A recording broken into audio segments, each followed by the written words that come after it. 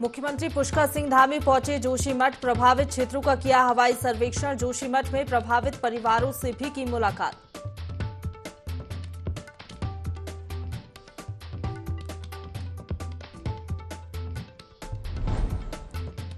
Digital deposit refund system में रुद्रप्रयाग जिले को मिला राष्ट्रीय पुरस्कार। दिल्ली में राष्ट्रपति द्रौपदी मुर्मू ने जिला अधिकारी और उप जिला अधिकारी को किया सम्मानित।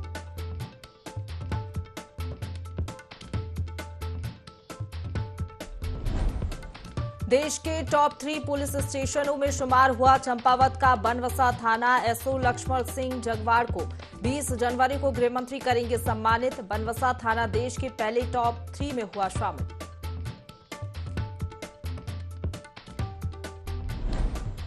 कोटद्वार पुलिस ने 10,000 के नामी अभियुक्त को राजस्थान से किया गिरफ्तार। 1 करोड़ की धोखाधड़ी कर फरार था अभियुक्त।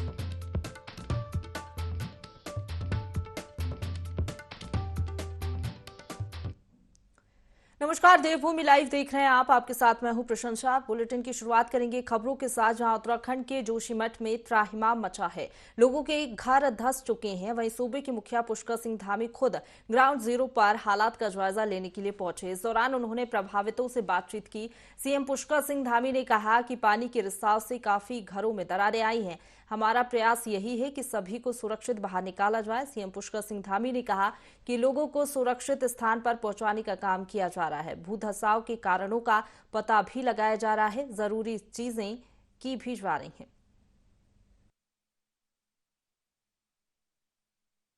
ड्रेनेज प्लान वगैरह है, उस पर जल्दी से जल्दी काम हो, उस पर तमाम औपचारिकताओं पर न जाके तत्काल उस पर काम होना चाहिए। कल मैंने जो समीक्षा करी है, मैंने कहा है कि उस पर कोई किसी विभागीय औपचारिकता में न जाते हुए सीधे अप्रूवल की जरूरत है। मेरा अप्रूवल ले लिया जाए चीज़ें, और उस पर जल्दी से जल्दी जो एक लंबी प्रक्रिया होती है, लंबी प्रक्रिया में नहीं जाएंगे, क्योंकि जो भी काम यहाँ पर होने हैं दीर्घकालिक, चाहे ड्रेनेज का हो चाहे सीवरेज का हो, वो इस बार इस मानसून से पहले होने हैं। लेकिन अभी विषय ये है कि अभी कैसे सबको किया जाए, और भविष्य में जब पुनर्वास की स्थिति बनेगी तो उसके लिए भी हम लोग 2 स्थानों का बात करी है। पीपलकोटी के आसपास भी 2 स्थान है, और कोचर उस पर भी हम काम कर रहे हैं। हम इस समय संकट की घड़ी में पूरी सरकार सभी हमारे जोशीमठ वासियों के साथ है, और बाकी जो भी काम करना है कुछ निर्णय हमने लिए हैं। यहाँ पर अपने इस स्तर पर, सरकार के स्तर पर अलग अलग विभागों से इस पर नोडल अधिकारी इत्यादि बनाएंगे। देहरादून जाकर सभी पर हम चर्चा करने वाले हैं, और कल भी हमने इस पर चर्चा करी है, और निश्चित रूप से युद्ध स्तर पर काम होगा, और एक एक सेक्टर को ठीक से कुछ घरों के सेक्टरों के रूप में बांट कर भी काम होगा। वैज्ञानिक पूरे निष्कर्ष पर नहीं पहुँचे हैं, और जैसे ही वो निष्कर्ष पर पहुँचेंगे और हम लोग सभी लगातार प्रधानमंत्री कार्यालय भी, गृह मंत्री जी के यहाँ से सभी जगह से अपडेट हो रहा है। जल शक्ति मंत्रालय भी अपने स्तर पर काम कर रहा है। बाकी हम सब भगवान से प्रार्थना करते हैं। मैं भगवान नरसिंह जी के दर्शन करने आया हूँ, उनसे भी प्रार्थना की है कि हमारे इस पौराणिक महत्व के इस शहर को, पौराणिक भी है, धार्मिक भी है, आध्यात्मिक भी है, और मठों में सबसे पहले स्थापित होने वाले मठों में से है। सीमांत क्षेत्र का एक केंद्र है, पर्यटन की दृष्टि से भी महत्वपूर्ण है। इस शहर को भगवान रक्षा करें, हम सब पर अपनी कृपा करें, और ये शहर सुरक्षित रहे। तो चलिए, इसी खबर पर ज्यादा जानकारी के साथ हमारे साथ संवाददाता आकाश फोन लाइन पर जुड़ गए हैं। आकाश, संकट की घड़ी में सरकार आमजन के साथ खड़ी है, यही कहना है धामी सरकार का, और कह भी रहे हैं कि जल्द से जल्द व्यवस्था जो लोग वहां पर प्रभावित हुए हैं उनके लिए की जाएगी। देखिए, बिल्कुल जिस तरीके से सरकार, जैसे ही सरकार को मालूम हुआ कि जिस तरीके से जोशीमठ में भू धसाव हो रहा है, और साथ ही साथ अब उसमें जल रिसाव भी देखने को मिल रहा है, उसके बाद से ही सरकार पूरी तरीके से एक्टिव एक तरीके से नजर आई है। और यही वजह है कि खुद मुख्यमंत्री ने कल हाई लेवल मीटिंग की थी, जिसमें तमाम अधिकारी को निर्देशित किया कि किस तरीके से जो है राहत और बचाव कार्य वहाँ पर किया जा सकता है, प्रभावित लोगों को किस तरीके से सुरक्षित स्थान पहुंचाया जाए, साथ ही साथ जो डेंजर जोन है उसको एक तरह से चिन्हित किया जाए। और यही वजह था कि आज खुद मुख्यमंत्री ग्राउंड जीरो पर खुद उन्होंने गए, और जहाँ पर उन्होंने पहले हवाई सर्वेक्षण किया, उसके बाद धरातल पर उतर कर, यानी कि जहाँ पर प्रभावित क्षेत्र है, जहाँ पर दरारें पड़ी हैं, लोगों को वहां से रेस्क्यू किया गया है। उन तमाम जगहों पर एक तरीके से देखने को मिला कि किस तरीके से जो है सरकार की कोशिश थी कि वहां पर लोगों को सहायता पहुंचाई जा सकती है। तो ऐसे में खुद मुख्यमंत्री वहां पर पहुंचे तो उन्होंने लोगों से बातचीत करी, लोगों का दुख दर्द समझा और एक तरीके से ये विश्वास दिलाने की कोशिश की गई है कि संकट की घड़ी में कहीं ना कहीं सरकार उनके साथ खड़ी है। और ऐसे में इसमें एक कोशिश है कि सरकार चाहती है कि आपदा पीड़ितों को जो है जो भी रेस्क्यू है उनको किया जाए, सुरक्षित स्थानों पर पहुंचाया जाए। और यही वजह खुद मुख्यमंत्री ने इस बात का जिक्र किया कि पहली प्रायोरिटी कहीं ना कहीं ये है कि जो लोग हैं उन्हें सुरक्षित स्थानों पर पहुंचाया जाए और उसके बाद कहीं ना कहीं कोशिश की जाए कि किस तरीके से जोशीमठ को बचाया जा सकता है। और उसी को लेकर के सरकार की तरफ से प्रयास किए जा रहे हैं। और महत्वपूर्ण बात यह है कि खुद अगर हम बात करें तो केंद्र सरकार भी इस पूरे मामले को लेकर काफी गंभीर है। खुद पीएमओ स्तर पर इस बात को लेकर के एक कमेटी का गठन किया गया है जो तमाम चीजों को लेकर के अध्ययन कर रही है। उत्तराखंड में भी विशेषज्ञों की टीम मौजूद है जो तमाम चीजों को लेकर अध्ययन कर रही है कि आखिरकार किस तरीके से जो है जोशीमठ को बचाया जाए। सबसे बड़ी चुनौती सरकार के लिए ये भी है कि जोशीमठ को बचाया कैसे जाए, क्योंकि कहा जा रहा है कि ग्लेशियर के मलबे के ऊपर जोशीमठ बसा हुआ है। ऐसे में ये भी उम्मीदें हैं कि जल्द से जल्द हालांकि सब कुछ ठीक हो, ये तो उम्मीदें लगाई जा रही है, लेकिन कहा यह भी जा रहा है कि इसको रोक पाना बहुत ज्यादा मुश्किल है। देखिए बिल्कुल, जिस तरीके से अगर हम बात करें जो विशेषज्ञ की टीम वहां पर गई थी उसमें कई भूवैज्ञानिक भी शामिल थे। उनका भी सीधे तौर पर ये कहना है कि जिस तरीके के संकेत पहले भी मिल रहे थे, कई बार इस बात का जिक्र भी हुआ है कि जोशीमठ को में जिस तरीके से उसका निर्माण हुआ है और एक शहर बसा है वो कहीं ना कहीं काफी संवेदनशील हिस्से में उसको बसाया गया है। और ऐसे में जिस तरीके से पहले कई मकानों में दरार आई और दरारों के बाद अगर हम बात करें तो 2 तारीख के बाद से ये देखने को मिला कि जल रिसाव कहीं ना कहीं वहां पर हो रहा है, तो चिंता कहीं ना कहीं बढ़ाई है। और अगर बात करें जल रिसाव कहीं ना कहीं इसी तरीके से जारी रहा तो आने वाले समय में कह सकते हैं कि नीचे से जो जमीन कटान है वो पूरी तरीके से होता हुआ दिखाई देगा, जिसकी से एक खतरे की जद में कहीं ना कहीं पूरा जोशीमठ आता हुआ अभी भी है और आगे और भविष्य में और खतरनाक हो सकता है। तो इसी को लेकर के सरकार भी चिंतित है। बिल्कुल कह सकते हैं कि जोशीमठ में आफत तो आई है, लेकिन सरकार लगातार आमजन के साथ खड़ी हुई है, उनको सुविधाएं भी उपलब्ध कराई जा रही है, अन्य स्थानों पर भी पहुंचाया जा रहा है। शुक्रिया आपका हमारे साथ जुड़ने के लिए और तमाम जानकारी के लिए।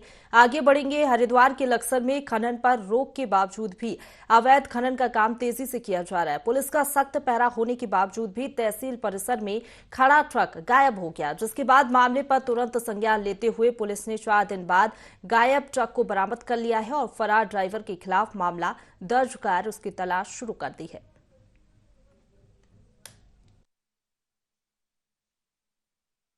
पकड़ा गया था जिसमें अवैध खनन सामग्री थी और उसको तहसील परिसर में खड़ा करा गया था, लेकिन रात को ड्राइवर के द्वारा वो अपने आप उठा करके ले जाया गया, जिस पर थाने में मुकदमा दर्ज कराया गया है और ट्रक प्राप्त कर भी लिया गया है, बरामदगी हो गई है और आगे इस पर कार्रवाई। अगली खबर का रुख करेंगे, जहां हरिद्वार को अपराध मुक्त बनाने के लिए पुलिस लगातार कार्रवाई कर रही है। इसी कड़ी में पुलिस ने हिस्ट्री शीटर बदमाशों की संपत्ति कुर्क करने की कार्रवाई की। एसएसपी अजय सिंह के निर्देश पर यह कार्रवाई की गई। वारंटी हिस्ट्री शीटर चमन उर्फ फैयाज लंबे समय से फरार चल रहा था, जिसे अब पुलिस ने पकड़ लिया है।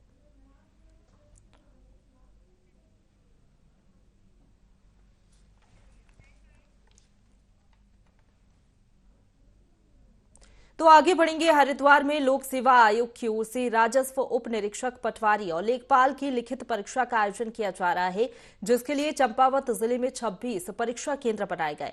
परीक्षा केंद्रों पर धारा 144 लागू की गई। सभी केंद्रों पर 200 मीटर के अंदर धारा 144 प्रभावी रहेगी। एडीएम वर्मा ने बताया कि परीक्षा संपन्न कराने के लिए 3 जोनल और 26 सेक्टर मजिस्ट्रेट की तैनाती की गई है। परीक्षा केंद्रों पर पुरुष और महिला पुलिसकर्मी तैनात रहेंगी। परीक्षा केंद्रों पर छात्रों को सुबह 11 बजे के बाद प्रवेश नहीं दिया जाएगा। मोबाइल, घड़ी जैसी किसी भी इलेक्ट्रॉनिक डिवाइस की भी अनुमति नहीं रहेगी।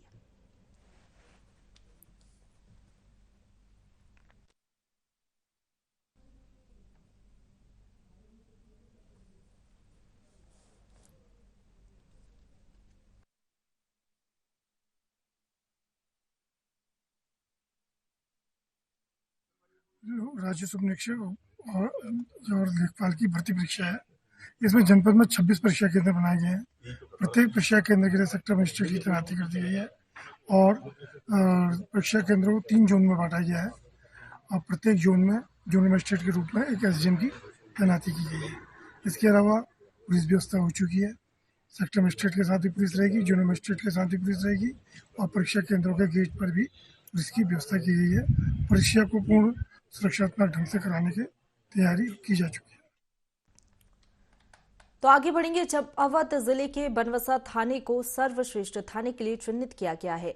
देश भर के 16,000 थानों में से बेहतर काम करने वाले 3 थानों को चिन्हित किया गया, जिनमें बनवसा थाने का नाम शामिल है। केंद्रीय गृह मंत्री अमित शाह 20 जनवरी को एसओ लक्ष्मण सिंह जगवाल को सम्मानित करेंगे। तो वहीं थाने की इस उपलब्धि पर कुमाऊं रेंज के आईजी नीलेश आनंद भरने ने एसपी और एसओ को बधाई दी है।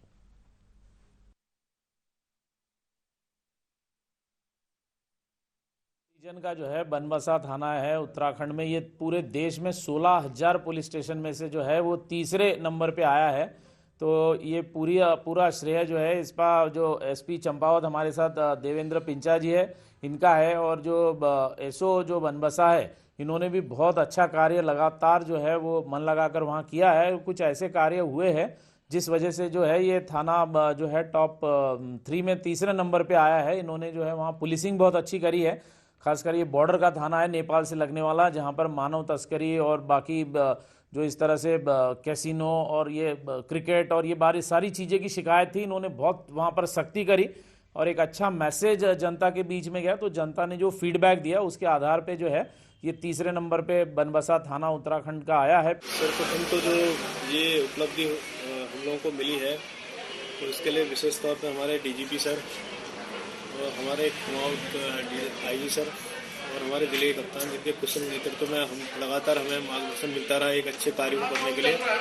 और हमारी टीम चाहे सब इंस्पेक्टर हो चाहे एक बीट का कांस्टेबल हो, सबको जो उनके द्वारा बीच में हमारा हमको काफ़ी प्रोत्साहन वो देते रहे, मोटिवेशन देते रहे, जिसके कारण हम लोग लगातार क्षेत्र में काम करते रहे, चाहे वो नशे के क्षेत्र में हो, चाहे बॉर्डर क्षेत्र में कोई भी अवैध तस्करी से संबंधित हो, और अन्य हमारे जो अपराध हैं चाहे साइबर हो और चोरी जो भी है, उन सबके अनावरण में सर की बहुत अहम भूमिका रही और उनके मार्गदर्शन पर हम लोगों ने ये अचीवमेंट हासिल किया है।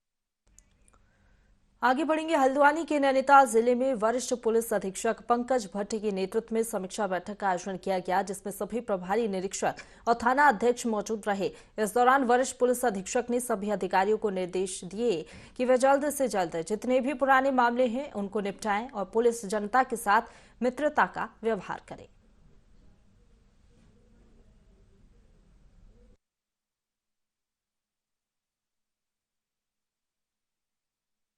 की पहली क्राइम मीटिंग है और इसमें जो फोकस है वो पिछले साल की जो विवेचनाएं पेंडिंग रह गई हैं उनका शीघ्र से शीघ्र निस्तारण करना है। इसके अलावा जो आपका हमारे यहाँ शिकायती प्रार्थना पत्र लंबित है उस पर हमारे यहाँ जो कार्रवाई होनी है वो अतिशीघ्र होनी है।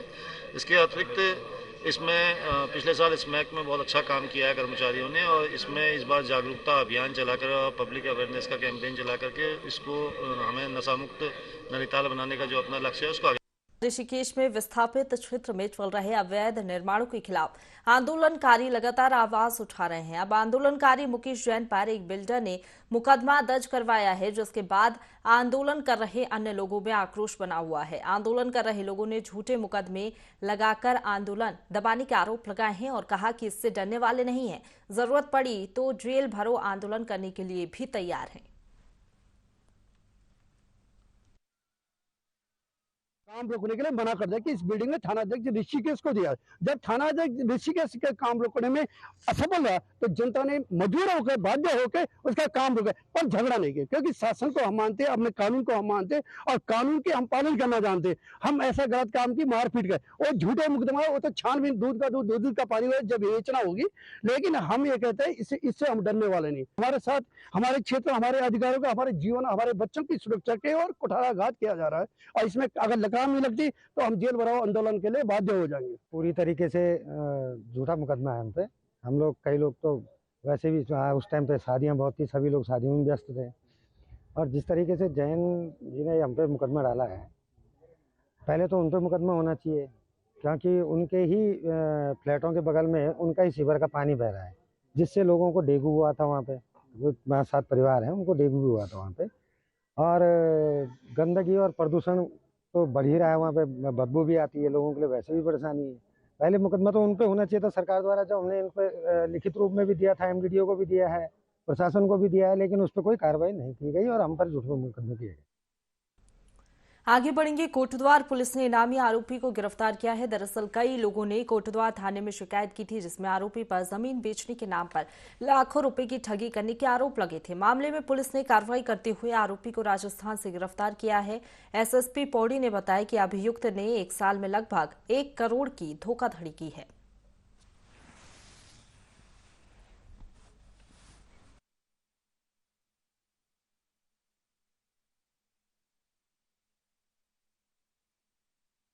जुलाई माह में वादनी ने थाना कोटद्वार में आकर यह बताया कि पद्मिंदर असवाल नाम के एक व्यक्ति द्वारा उसके साथ 15 लाख की ठगी की गई और यह ठगी ज़मीन के नाम पर की गई थी। इस पर मुकदमा पंजीकृत किया गया। दौरान विवेचना यह ज्ञात हुआ कि अभियुक्त द्वारा कई और लोगों से इसी तरह से ज़मीन के नाम पर धोखाधड़ी की गई थी। दबिश काफ़ी जगह दी गई इसकी गिरफ्तारी हेतु और अभियुक्त लगातार फरार चल रहा था। इस पर 10,000 का इनाम मेरे द्वारा घोषित किया गया था और हमारी टीम द्वारा कल इसे राजस्थान से गिरफ्तार किया। आगे बढ़ेंगे। विकासनगर में राजावाला के जंगल में प्रतिबंधित प्रजाति के पेड़ों के साथ अन्य पेड़ों की गिनती शुरू हो गई है। देहरादून डीएफओ नीतीश मणि त्रिपाठी गठित वन विभाग की टीम के साथ मौके पर पहुंचे। जांच पड़ताल के दौरान भूस्वामी और याचिकाकर्ता के साथ तीखी झड़प हुई, जो वहां मौजूद पुलिसकर्मियों ने शांत करवाया। जंगल से लगती ये भूमि प्राइवेट फॉरेस्ट बताई जा रही है, जहां पेड़ों का कटान भी किया गया और अवैध तरीके से भूमि समतलीकरण की गई। इस मामले में विभागीय अधिकारियों और कर्मचारियों पर गाज गिरने का सिलसिला लगातार जारी है।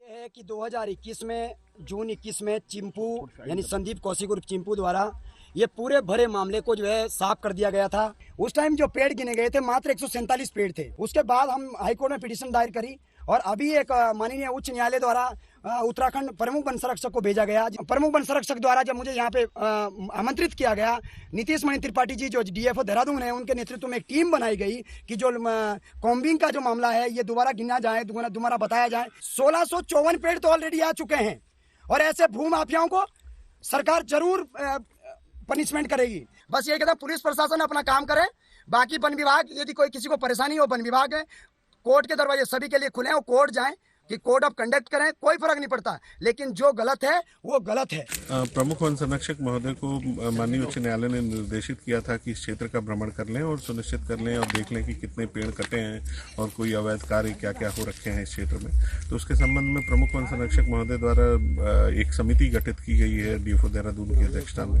उसी क्रम में आज यह समिति इस क्षेत्र का भ्रमण कर रही है। तो समिति आगामी कुछ दिनों तक यहाँ पे विजिट करती रहेगी जब तक कि उसकी रिपोर्ट कंप्लीट न हो जाए, और एक बार जब रिपोर्ट कंप्लीट हो जाएगी तो प्रमुख वन संरक्षक महोदय के समक्ष और फिर न्यायालय के समक्ष प्रस्तुत की जाए। सुनिश्चित करना पड़ेगा कि जो पेड़ विभाग के संज्ञान में थे कटे हुए हैं, उससे इतर कितने पेड़ कटे हुए हैं, तब विषमता प्राप्त। आगे बढ़ेंगे। लोहाघाट में कड़ाके की ठंड के कारण कई क्षेत्रों में पाला पड़ रहा है, जिस कारण 2 पहिया वाहन चालक गिरकर चोटिल हो रहे हैं। वहीं बीजेपी नेता अजय विष्णु का कहना है कि दुर्घटना होने के बाद भी लोक निर्माण विभाग के अधिकारियों के द्वारा पालाग्रस्त क्षेत्रों में किसी भी प्रकार के सुरक्षात्मक उपाय नहीं किए जा रहे हैं, जबकि डीएम ने पालाग्रस्त क्षेत्रों में नमक और चूना छिड़काव के आदेश दिए हैं।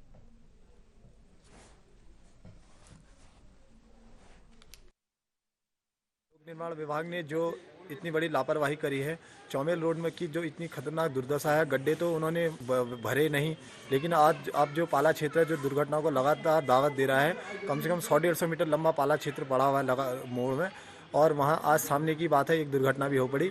डीएम साहब का निर्देश है, लेकिन उसके बाद भी लोनीवी ने उनके निर्देशों को ताक पे रखकर उनके नियमों का, उनके निर्देशों का अवहेलना करी है। मैं लोनीवी से कहना चाहूँगा कि जल्द से जल्द या तो उस पाले क्षेत्र के चूना डालें या नमक डाल के उसका निस्तारण करें, वरना कोई बड़ी दुर्घटना होगी तो इसके लिए लोक निर्माण विभाग जिम्मेदार रहेगा। उत्तरकाशी के कूड़ा डंपिंग जोन निर्माण में लोगों ने भ्रष्टाचार किए जाने का आरोप लगाया है। साथ ही जिला अधिकारी से जांच की मांग की है। लोगों का कहना है कि लंबगांव रोड पर नगर पालिका के निर्माण किए जा रहे डंपिंग जोन में वित्तीय अनियमितताएं सामने आ रही हैं, जहां 1 करोड़ 34 लाख की लागत से बनने वाले डंपिंग जोन पर नगरपालिका ने 2 करोड़ से भी अधिक की एमबी जमा की है। साथ ही टेंडर का समय पूरा होने के बाद भी कार्य पूरा नहीं हुआ है। नगरपालिका अध्यक्ष का कहना है कि डंपिंग जोन का काम हाई कोर्ट के आदेश पर किया जा रहा है और इसमें कोई भ्रष्टाचार नहीं हो रहा है।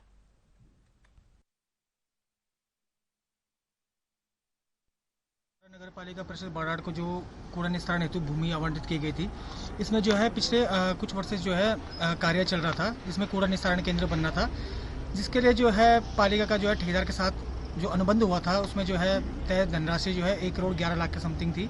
और उसके बाद जो है कार्य जब आगे किया गया, जब माप पुस्तिका तैयार की गई, उस अनुसार जो है फिर इनको जो है 1 करोड़ 27 लाख के समथिंग का पेमेंट भुगतान किया गया है। जो कूड़ा निस्तारण केंद्र की जो जगह है, वहाँ पर जो है सिर्फ एक समतलीकरण का कार्य किया गया है। साथ ही में जो है उक्त कार्य की जो एमबी 2 करोड़ 53 लाख के लगभग की कर दी गई है। कार्य क्यों अपूर्ण हुआ है या कौन इसमें यदि दोषी है तो उसके ऊपर जो है जांच करके जो है कार्रवाई की जाए। उस समय ये देखते हुए डीएम साहब ने कहा कि जितनी जमीन हमने आपको दे दी, आप इसको डेवलप करो और तत्काल करो, इसमें आप कोई कोताही मत बरतो। तो हमने ये सोचा कि पहले हम इस जमीन को ऑक्यूपाई कर लें, इसलिए जो पैसा ज़्यादा लगा है और जो पूरा काम नहीं हो पाया वो इसलिए नहीं हो पाया क्योंकि हमारे पास जमीन कम थी और अब ज़्यादा हो गई। ऊधम सिंह नगर के खटीमा में भारत नेपाल सीमा स्थित लाल कोठी के कार्यक्षेत्र भोड़ाई, घोसी, कुआ, पचोरिया और कुटरी में नगर नागरिक कल्याण कार्यक्रम आयोजित हुआ। 97वीं वाहिनी सशस्त्र सीमा बल के द्वितीय कमान अधिकारी अनिल कुमार के नेतृत्व में आयोजन हुआ। कार्यक्रम का शुभारंभ सशस्त्र सीमा बल के द्वितीय कमान अधिकारी अतुल बंद बुच्ची और 97वीं वाहिनी के सशस्त्र सीमा बल के कार्यवाहक उप कमांडेंट सुरेश कुमार ने किया। एरिया में जो गांव है जहां पर भी हमारी कंपनी है या बीओपी सेटअप है, हम उनको उनके वेलफेयर्स के लिए कुछ स्कीम्स जो सेंट्रल गवर्नमेंट की स्कीम है उसको चलाते हैं, जिसमें हम लोग veterinary civic action, medical civic action तथा फार्मिंग टूल्स इत्यादि का डिस्ट्रीब्यूशन करते रहते हैं तथा इन लोगों को जो भी सरकार की स्कीम्स है उनके बारे में अवेयर करते रहते हैं कि सेंट्रल गवर्नमेंट की स्कीम है। जैसे हम अभी मैं डिस्कशन कर रहा था कि नशा मुक्ति अभियान है, जल संचय जल शक्ति अभियान है या फिर वृक्षारोपण अभियान है। बहुत सारे जो गवर्नमेंट की स्कीम हम चाहते हैं कि ये स्कीम गाँव के जो देश के जो लास्ट लाइन पर लोग बैठे हैं वो उन तक ये चीज़ें पहुँचे और वो देश की मुख्य धारा में जुड़कर मतलब देश के विकास के लिए कंट्रीब्यूशन करें।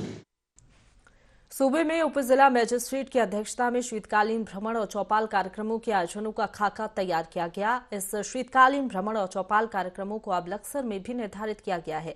साथ ही अलग अलग नियत तिथियों के दौरान 10 गांवों में आयोजन निर्धारित किया गया है, जिसमें दर्जनों सरकारी अफसरों द्वारा लोगों को भी शामिल किया जाएगा। संबंधित अधिकारियों को भी इन कार्यक्रमों के दौरान आवश्यक व्यवस्थाओं और इसकी सूचना ग्रामीणों तक पहुंचाने की जिम्मेदारी सौंप दी गई है। लक्सर के उप जिला मजिस्ट्रेट द्वारा जारी किए गए आदेश में क्षेत्र के पुलिस उपाधीक्षक सहित लोक निर्माण विभाग और ऊर्जा विभाग के अधिशासी अभियंताओं सहित कई विभाग के अधिकारी शामिल होंगे।